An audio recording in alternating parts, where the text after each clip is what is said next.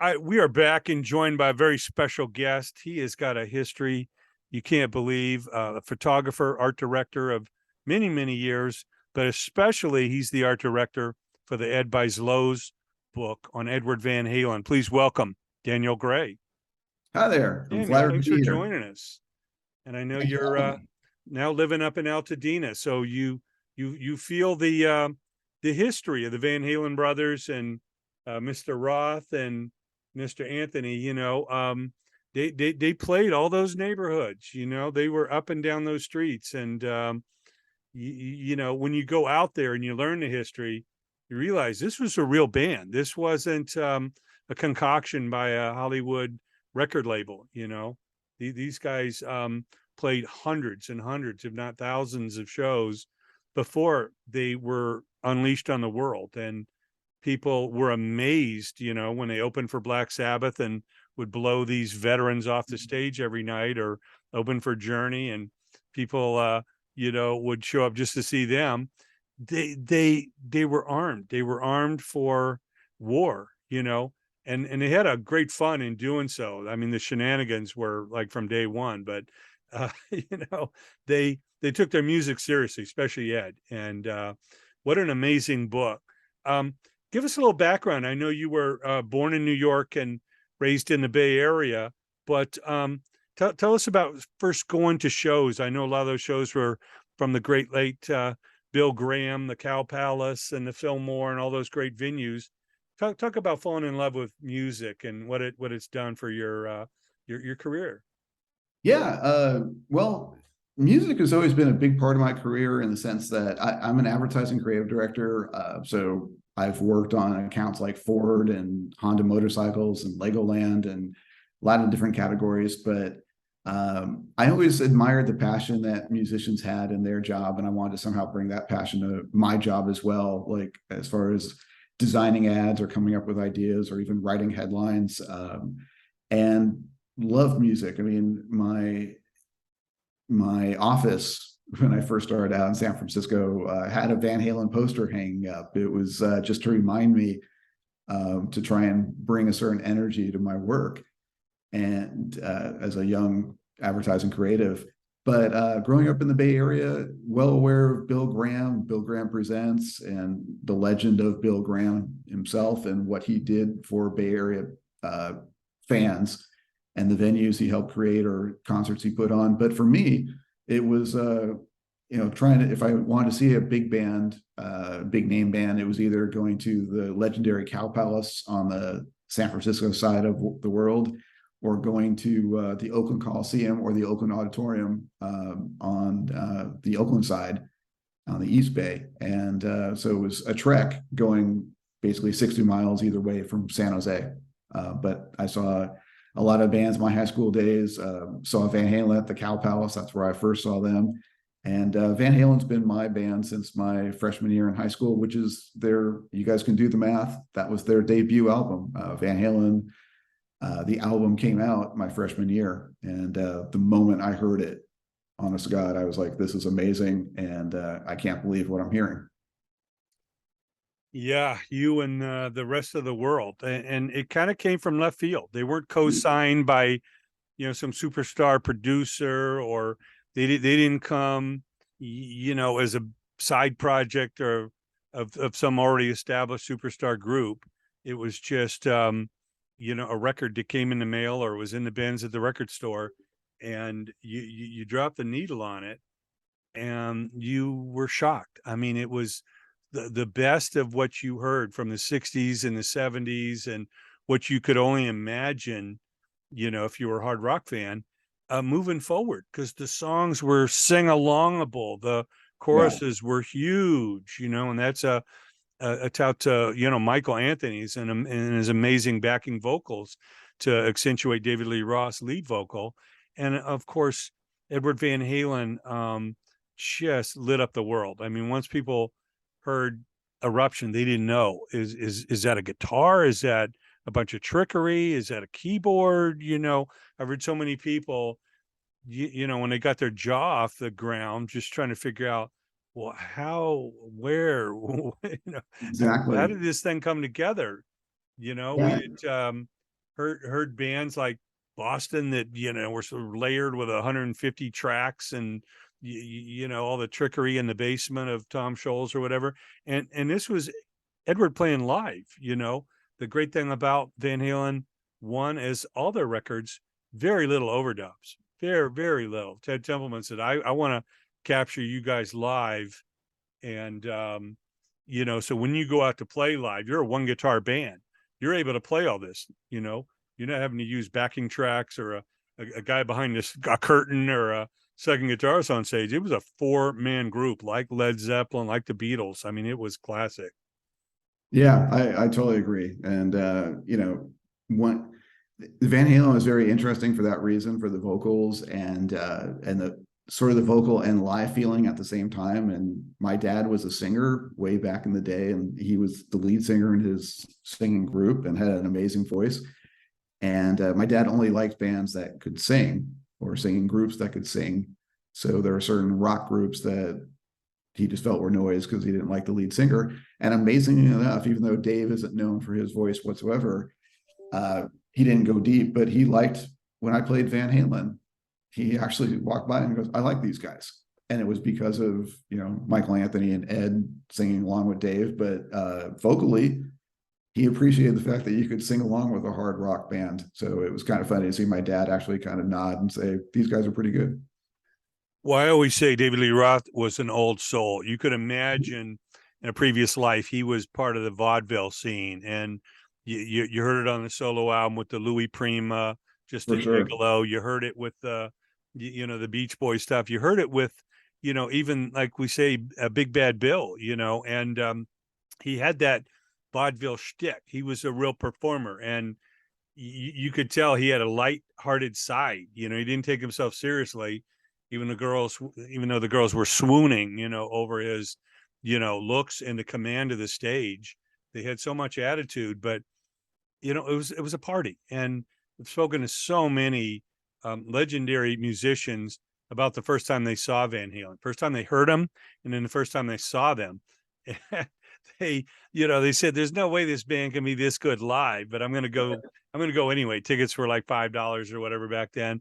They go to the show, and they're like, "Oh my God, it's 10 times better because, boom, it's so loud, it's so colorful, and it's in your face." You know, you Yeah. see a picture of Dave leaning over backwards on the back cover, or you know, Ed with that guitar just like it was, you know, hit with lightning on the front. But live, they just brought a party that most people weren't used to. It could have been snowing outside your venue in Minnesota or Pennsylvania or wherever you were, but when Van Halen hit the stage, it was like a Southern California kegger backyard convertible bikini beach party. Exactly. Yeah, they brought that Southern California attitude to the music and the live show, and it became one giant sing along in a way. It was, if you knew the lyrics, you were participating. It was fun back in the day. Yeah, you were drained by the end of the show. It's like, man, I sang along with every song. Exactly. And Dave made sure of it. He got the person in the back row in the nosebleed section, get up, get your fists in the air, and sing along with us. These are your new favorite songs. And every time they would come back to that city, they're either playing a bigger venue or multiple nights at that arena and eventually stadiums. It was amazing to see how they just marauded across America, just you know, leaving broken hearts and eardrums, you know, in their wake. I mean, it was just awesome how they grew, literally grassroots style. Agreed. Yep, exactly. Well, I know, Daniel, you are now a photographer. You appreciate people like Niels Lozauer so much, and of course the greats Jim Marshall and Ross Halfin and all these. And you got the bug. You're out there, you know, shooting great bands, man. I've seen your shots of Alice Cooper and Cheap Trick and Night Ranger and so many other bands that you're now shooting. And this is just one facet. Like you say, you're an art director, you're a creative mind by trade, but you can bring that, you know, knowing what a good shot looks like. Did you apprentice with anyone, or how did you make that jump into it? I know it's a little easier with digital now, but how did you, take your first live photo shoot? Well, it's kind of funny. You're right. Digital made things a lot easier, and I'm not. I won't lie. I mean, it wasn't really until digital hit that I took photography seriously on my end, only because for two reasons. One is I've been in advertising since the start of my career, and I got in right out of college. So back in the day, photography was expensive. You could actually do the math about how much film was costing you and how much processing was costing you and how much, every click of the shutter cost you money if you were doing it as a hobby. And so, number one, I didn't want to spend the money. I had other things to spend my money on. And number two, my job was to hire the best photographers, sometimes in the world. Like, the great thing about being in advertising is you get to pick the right person for the job. So if I had and I was doing a lot of photo ads back in the day, a lot of print ads, and I worked with like 7 or 8 of really the top photographers in California, and sometimes I'd pull from the East Coast for the right job. So any job I did, I basically got to track down some of the best people for the work, and I felt like these are the experts. There's no reason for me to compete with this. It's not a hobby I want to dive into. But on the other hand, I've always been photographically aware. I used to read Sports Illustrated cover to cover, and I was the type of guy that would actually look at the credits and see who shot it. I got to know people like Niels Lozauer and Ross Halfin through looking at their credits in Guitar Player, Guitar World, Rolling Stone, whatever, or even the magazines like Kerrang and things like that. Like, I would pay attention to who shot them. So in the back of my mind, I always knew who the good rock and music photographers were. You mentioned Jim Marshall, completely aware of him because I started my career in the Bay Area. There was even a friend of mine who had his photographer studio. I hired this friend quite often for my jobs, and he would rent his studio to Jim Marshall. And this is when Jim Marshall was kind of down and out. A lot of people don't know that story, but Marshall was very down and out. And when Marshall had a shoot to do, he would pay my friend with prints. So my friend would have, like, I'd walk in sometimes and there'd be a new print of Keith Richards or a new print of Jimi Hendrix hanging up. And he goes, "Oh yeah, Marshall was by last week, and I got this print." So I've always been aware of the photographers. And when digital came out, I got a digital camera, and I got it secondhand through a photographer who was upgrading. And I decided to kind of try it out, and I was having fun with it. And at the exact same time, my youngest son was participating in School of Rock, the school to learn how to play music. And my son wanted to be a drummer and was good enough where he started playing what they called house band, which was at some kind of fun venues in Los Angeles. And I decided to try and shoot what he was doing. And although I didn't quite know I was doing it at the time, I was having fun. And some of the pictures were turning out. And I called a friend and I said, "Hey, I'm having fun, and I know you're in a band." He owned a recording studio, and that's where I did a lot of my radio commercials where I record my radio spots with him. I said, "I know you're back in a band yourself. Can I shoot one of your shows?" And he said, "Yeah, sure." And it turned out that he was opening up for George Lynch and Lynch Mob. And so I shot George Lynch, and I was like, wow, I really enjoyed this. And some of the shots turned out really well.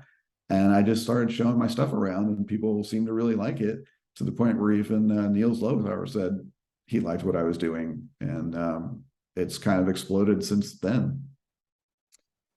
Yeah, well, it goes hand in hand. You wear a number of hats like we all do, and they're all related. Exactly. A good image, some good text, a good layout.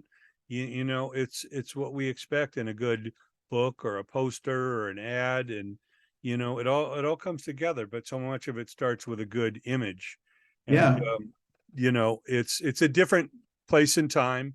Niels Lozauer would be the first one to complain, I don't shoot anymore. It's the glory days have passed. But there's a lot of these classic bands still out there and touring. And if you can get in front of them and you got an eye and you got a decent camera, it's something people want to see. And I've see you're doing some now reviews of some of the shows. The bands want to make sure this is for editorial type, use. Exactly. Yeah. It's exciting to see. I can't wait to collaborate with you in the future and see where all this can grow to. But like I say, today there's no rules. You're Yeah. a creative person. You follow your heart first, and if it's something you can figure out how to monetize or something that can open another door for another part of your business, then it was all worthwhile. Yeah, well, it's funny you mentioned the reviews, and like even the reviews tap a different side because I also write a lot of my ads, and so the reviews I try and go even beyond just the typical review. I try and give a little bit of information on the bands that I saw, so that there's a little history to it, and I try and write it in a fun way that it taps a little bit of my copywriting skills. But it's interesting. Mentioning the photography and mentioning the shots, because I do keep in contact with a lot of photographers that I used to work with, were friends on Facebook or whatever. And I have quite a few of them reaching out because obviously I'm posting some of my images on Instagram or Facebook. And some of them will call me, and we've had conversations. They're like, how are you getting what you're getting? Because they're appreciating my shots. And my line is, I'm shooting what I used to tell you to shoot. So I used to be right behind the photographer directing the photo shoot. Like I would, photographers, when they're hired by advertising creatives, they're hired to shoot something specific. You want them to bring something to it, but sometimes the layout is already designed, or it's in my head or another art director's head. But in this case, I am now trying to get an image that is kind of in my head, and it's been fun. Yeah, I'm the same way with graphic people. I already have the image in my head. I can sketch it all out. I just need somebody to technically help me execute it, and, as it becomes easier and easier to manipulate images and, in your case, take the photographs, it kind of, opens things up. Even if you're not the main photographer on a shoot, more now than you did before actually being the photographer role. So, the more in and around everybody's position, I think the better you are to help orchestrate or be a part of it all. For sure. Well, Daniel, we can't appreciate more of what you've done with the Ed by ZLOZ book. Super legendary for all the Van Halen and classic rock fans. It is a masterpiece, and thank you. Yeah, a coffee table book extraordinaire. It is absolutely phenomenal. And driving by ZLOZ Studios, right in the shadow of the Capitol Records Tower, right there in Hollywood, you can only imagine if the walls could talk. All the incredible hangouts and photo shoots and debauchery and shenanigans that have taken place inside and on the roof and everywhere in there. But now you got to dodge all the motorcycles. So exactly. It's another chapter.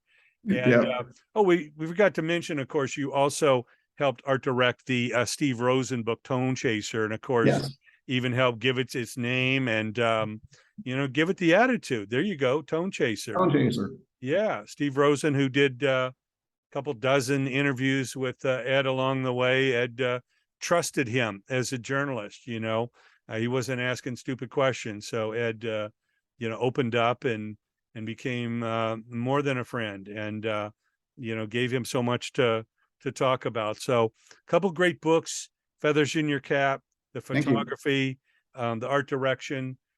We look forward to charting your progress and checking back with you. Our special guest has been Daniel Gray, photographer, art director, and of course, the man behind the art direction for the Ed by ZLOZ book. So look at that, man, the double barrel. Tone Chaser. Yeah, the ZLOZ book is a little larger, but yeah, no, it's thick. Daniel, thanks so much for joining us. Best of luck to you in the future, and we can't wait to speak to you again. Thanks for having me. Appreciate it.